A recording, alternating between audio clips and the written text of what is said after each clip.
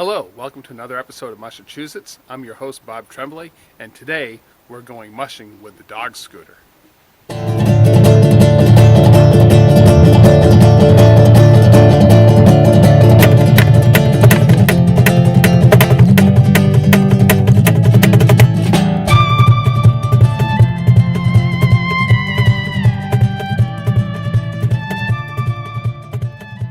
right, let's go. Up. Up, quick. That's it, G. Good dog. That's it, G.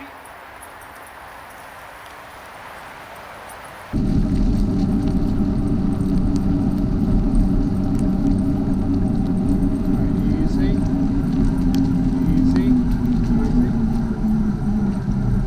Okay, hit quick, up, up. Good dogs. Good dogs, I hit.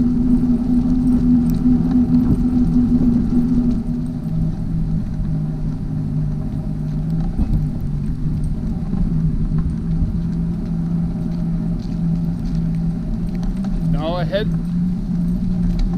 Good. Ahead. Whoa.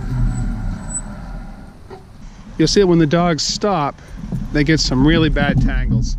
You see right now, the bandit's left rear leg is caught and his neckline is wrapped around the back of Shiva's gang line. So you have to get the dogs untangled. So I don't usually like to come onto these paved bike paths just because the pavement's rough on the dog's feet and it's a pounding, but I do come on them every once in a while. I'm here today because I wanted to take the scooter out and give the dogs kind of a shorter day because yesterday we did 11.5 miles with the mountain bike, and so today I wanted to give them something just a little bit easier, just sort of like a warm-up. We'll probably do anywhere from 3 to 5 today.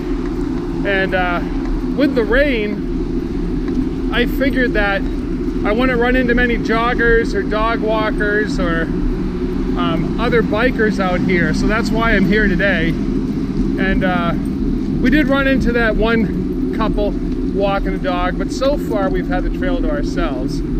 So we'll see if that continues. It's a nice trail. It's right next to a highway, which isn't ideal. I tend to like things a little bit more remote, but this does get into the woods once we get past this spot. So here we are mushing with the scooter on a rainy day.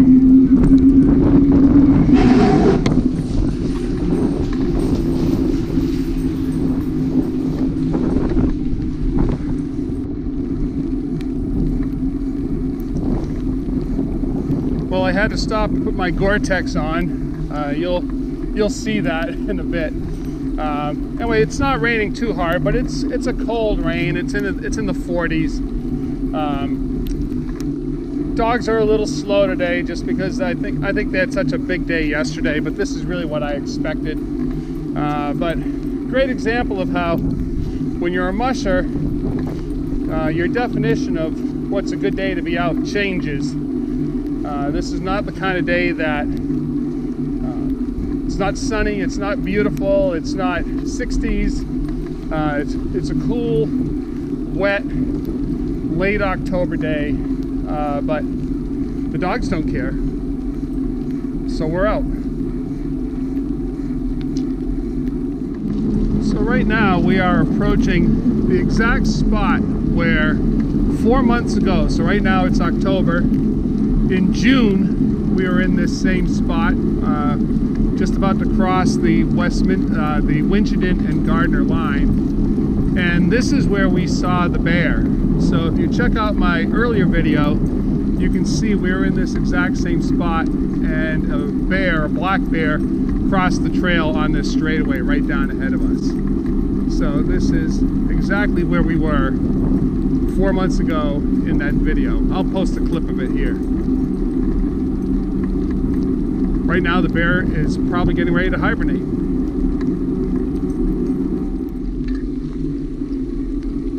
thing a lot of people are always surprised about when they see sled dogs actually pulling, whether they're pulling a bike or a sled or a scooter or whatever, is people always comment on how quiet they are. And in the movies and the films, a lot of times, to kind of make things more exciting, when you see dogs pulling, they usually have them barking. There's a soundtrack of dogs barking if the dogs themselves aren't barking. But the reality is that when they're pulling, running and working, who in their right mind would go down the road, like on the Boston Marathon? Would a marathon runner go running down the road, yelling their head off? You know, the dogs are quiet when they're working. They're really pretty, they're silent. You know, part of that is because they're being efficient with their energy and there's really no need to bark. And I think also too, it goes back to when they are walking and pulling like this, in their mind, they are programmed, this is a hunting mission. And so in their minds, they're a hunting pack right now. And obviously when you're hunting, you don't want to scare off the prey by barking and making a whole lot of noise. So they will bark and they'll be excited when they know they're going out for a run. But when they're actually running, they tend to be very silent. And that tends to surprise people.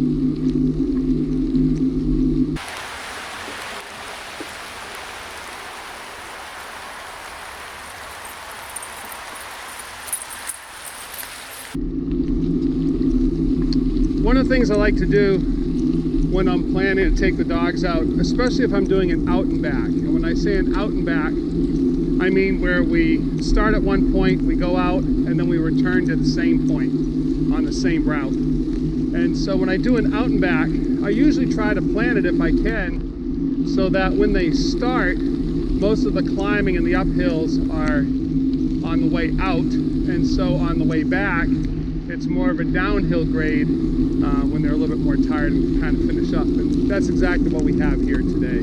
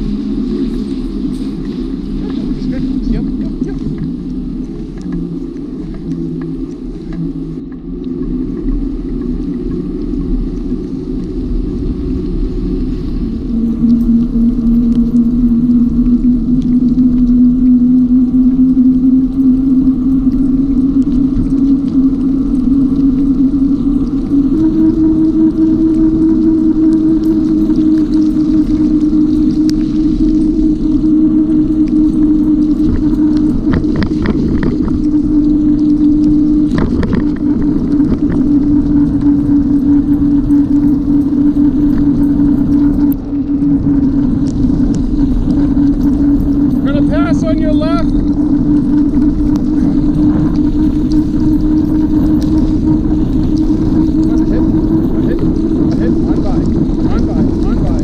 by. Good. Keep on going. Come on.